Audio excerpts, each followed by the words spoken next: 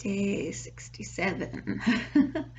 I don't know, I feel like I was kind of just flustered yesterday. I haven't even looked at the video, but I suspect I'm going to cut a lot out of it. For your sake, hope I cut a lot out of it. So I thought I would kind of try to fill in some of the blanks today. Again, though, I still didn't plan it all, so this might also go poorly. I've got a pile of laundry behind me waiting to be folded, which is what I was about to do, but then it got quietish. So I'm taking my moment for as long as it lasts. There's a bike ride happening. All right, so more mending that I meant to show you. This I actually did a while ago.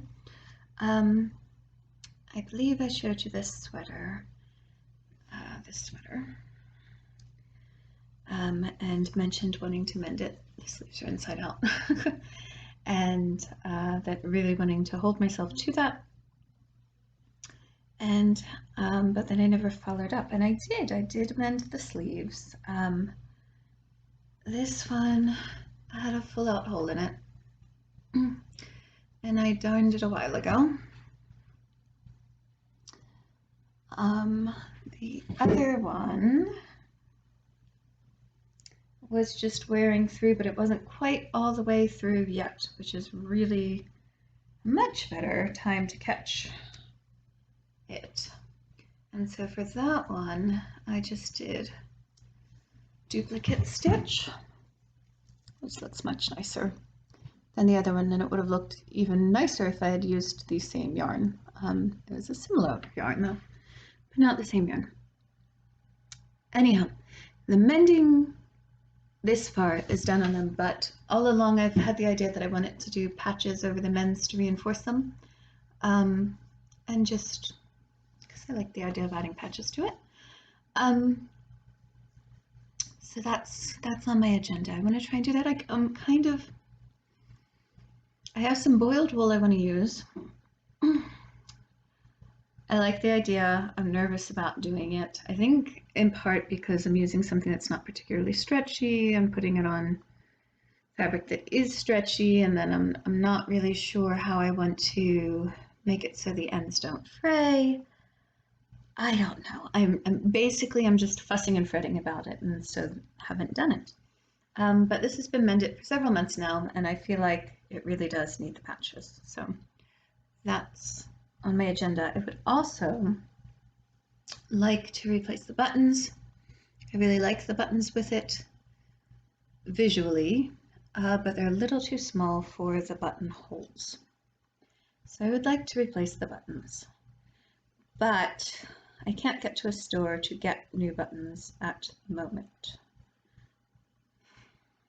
And I doubt I have enough of any, I know I don't have enough of any one type of button in the right size to replace them with these. I might, yeah, I don't know what I'm going to do about this. I had some kind of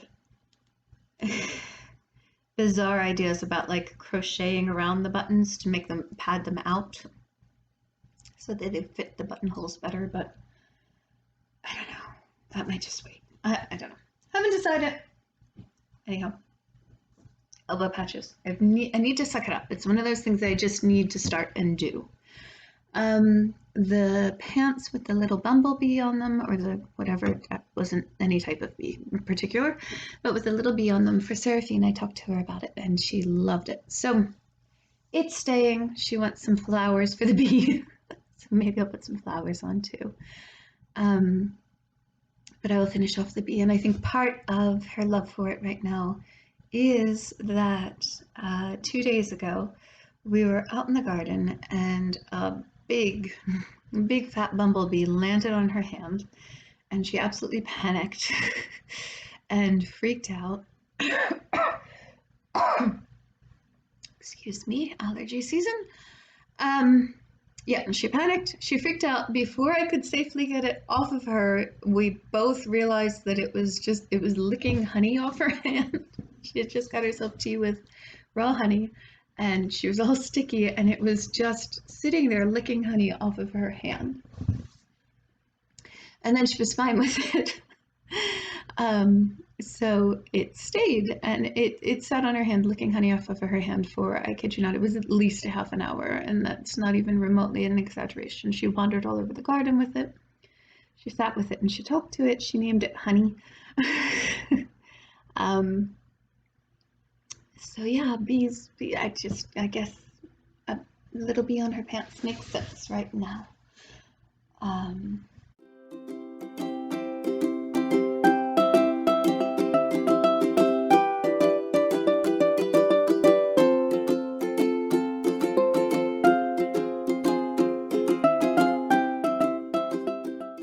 so that is gonna stay.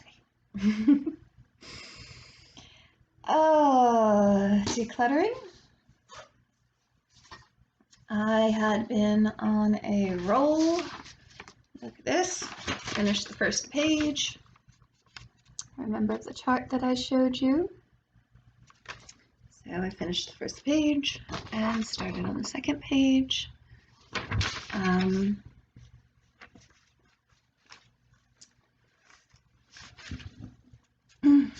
When I get down to, well, you can see how many items we have decluttered at this point. I have very much lost momentum just because I've been unwell and really tired. It's also, yeah, I've been unwell and I've been really tired, and so I've lost a lot of momentum with that. I changed my, I kind of wryly, jokingly in my own head said to myself that, you know what, instead of cleaning and organizing and decluttering the house, I'm just gonna cross-stitch decorations for the house, and that'll be this moment's contribution. So I lost steam on it, but Ian's kind of picked up the reins, and he the other day was just frustrated with the world and decided to go clean out the basement to blow off steam. So okay, works for me. So that's great, and I'm trying to get a little bit back on track. But it's the same. It's like what I was saying yesterday when I tried to talk about how, you know, if you try to do a little bit a day, but if you're trying to do a ton of things a little bit a day, it's not a little bit anymore.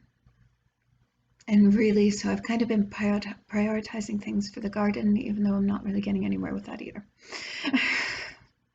I did transplant a lot of things yesterday and prick out a lot of things. So to do that, I have a somewhat urgent task to do in the garden today. I told you about all the berry plants that I ordered. They all came. I haven't put a single one of them in the ground. Other people have put most of them in the ground. But there's still, I think, 22 strawberry plants in the refrigerator. So all the brambles went in and the rhubarb went in, and a great deal of the strawberries went in, but there's still a bunch in the refrigerator, and I need to weed and clear the area that they're going in and plant them, because they've been sitting there for several days now, and obviously that is not good for them. But I just have not had the energy to do so. And rather than going out and doing it today, I would much prefer to just lay and watch Gardener's World and cross-stitch flowers. Which probably sounds really lazy, but it's not. It's just illness I pushed yesterday, and so I am paying for it today. I wasn't going to share my cross-stitch because I was going to do a separate movie on it, and I still will. But because it's right here, this is my current project underway. And it's right here because Zoom church this morning went totally awry. It was a mess. Nobody could hear or see each other. Apparently Zoom all over the place had trouble today. And so while I was waiting for them to work stuff out, I picked it up. And so that's why it's sitting right here. And I will talk about that at length later. This is new to me, picking up cross stitch. I may have mentioned it before. I've never cross stitched before. My Aunt Sue, when I was about maybe 10, gave me a cross stitch kit for my birthday. I couldn't understand the directions, so I just randomly sewed stuff, embroidered stuff on it. that's the extent of my cross stitch experience. But Mari and I picked some up at the beginning of all this. Mari actually can cross stitch. She was taught all the proper ways by my dear friend Kathy, and so I told her I wanted her to show me, and we've been working on some projects, but she's kind of bailed on some that she's taken a step back and I've moved forward. Not in skill, but in just wanting to do it. It's been interesting. I haven't been knitting. I need to get back to knitting because I have some sweaters I want to do sweaters for Ian and Elijah before the autumn, definitely. I have to look and see if there's a good next size up ones for Galen. I might need to do something for Galen. Mari might need one. Yeah, I basically have to assess and see what everybody needs, but I know that I want to finish the one that I've showed you before of Ian's, and I want to do a new one of Elijah's because his old sweater met with a horrible mishap, which I won't go into now, and I mended it, but it was in such poor shape in so many areas that I basically just gonna have to keep mending it forever, and I think it's time to salvage what I can of the yarn and make him a new sweater. I think it's just time to let that one go. So I want to do those. So I do want to get back to my my knitting, but for right now, this is kind of just, I don't know, I'm just getting lost in it, just meditative, just one effort after another, one stitch after another. It's good for me right now. Current reading. Still on my going through my Jane Austen books, doing Pride and Prejudice right now. You see, this is absolutely criminal. They put stickers on the back of each and every one of the books, and look at the damage it did. I'm so sad about that. Anyhow, reading Pride and Prejudice right now because I want for Elijah to read it, and I wanted to read it first. I've read it before, but I mean, I wanted this copy. I wanted the joy of opening this copy new and reading it myself. So I didn't want him to read this copy before I read this copy. So I'm reading this one now. That's how I chose. Other books, having a little trouble right now with Madame Serafina and finding the right book. We had just about finished Isabel Wyatt's The Book of Fairy Princes, and that was okay for her. The last one I started reading and went, yeah, no, don't think we're going to do this one right now. I don't think you're ready for that. So we skipped that and moved on to another book. She has a lot of anxiety and she's very sensitive. So we're struggling to find things that are challenging enough for her at this age because she's extremely bright, but also that are delicate enough for her, that are okay for her sensitive nature. So, been struggling with finding the right thing. We did The Book of Fairy Princes was okay. There were a few parts that were too much for her, but it was okay, and we made it through. And she was liking it, but she wasn't absolutely loving it. We switched to, after that, Little House in the Big Woods. And because I was thinking she was one of the ones, because doesn't have as great an understanding of what's going on in the world and all of that, that she struggled with coming back home, with not seeing her friends, with, not doing dance class and all that. And my thought in the back of my head was that it would be really good for her to see little girls, a story about little girls her age, living, a life at home, a fulfilling life at home, and doing the kinds of things that we do and all of that. But we started reading it, and, the adult mind, it always escapes you the stuff that doesn't affect you as deeply. It was too scary. There was too much scary stuff. The stories about panthers and, nope, too scary. So we put that aside, and what we came up with was, or what I came up with was The House Above the Trees by Ethel Cook Elliott. And I love this book. This was Mari's favorite book for the longest time. I read it to her several times when she was little at her request, and then after that there were certain chapters that she'd want to hear all the time, and she would just sometimes bring it to me and ask me to read it to her. And then when she learned to read herself, gosh, I can't even imagine how many times she must have read this book. She read it a lot. And this is one that I've read to all of my children. In fact, I think I own all of Ethel Cook Elliott's books that were published. There's one of them, can't remember which one, but one of them I think is in the public domain, and you can download it online and print it out. I'll try to look that up and share sometime. But absolutely lovely, gentle, sweet. There are some, little bits of adventurous excitement that might be a wee bit scary, but not horribly scary. And just beautiful. So I'm really, really happy because she is just loving it. She's just absolutely thrilled. I'm so excited for story time every night.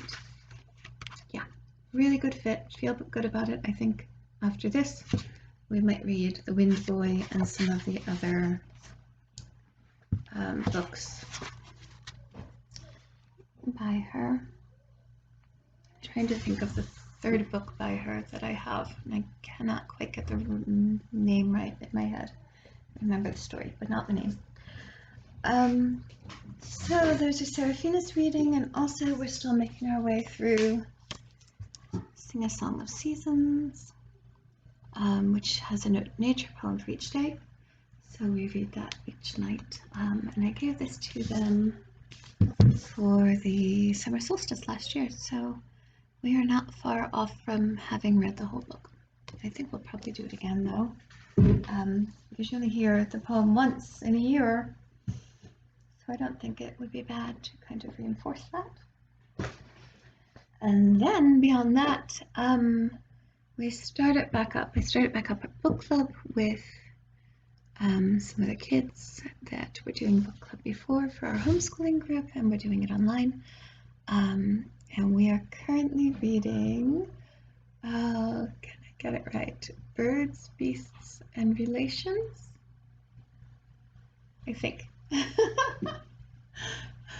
I've been having memory problems lately, and it's very frustrating. But it's the second in the Corfu trilogy by Gerald Durrell. We read the first one in the beginning of the year before we went into quarantine. And that's My Family and Other Animals. That one I know what it's called. And yeah, they're great. His work's very fascinating, and we're enjoying that. I was looking for something light and humorous because the book before that was very serious and heavy, and the one before that was The Night Thoreau Spent in Jail, and that was a great book, and the older kids loved it. The younger kids, I don't think it was. I don't think they were developmentally at a place where it worked for them. But we learned a whole lot. And this one's, I try to break them up and mix them up with kind of one that's more for fun and one that's more for, to a certain educational point that I'm trying to, get across. And so this is a fun one, but there's so much to be learned from it anyway, because if you don't know, Gerald Durrell was a naturalist. And his brother was also a famous writer. There's so much to go into with it, but this is about his childhood, living with a rather eccentric family on the Greek island of Corfu. And there's tons of natural history in it, and all kinds of tie-ins with, people history and all sorts of things like that. So, but it's also very humorous and lots of fun. Okay, that's it from here. I am going to go and hear all the things that somebody wanted to tell me when they knocked at the door a few minutes ago. Hope you're having a great day. Bye.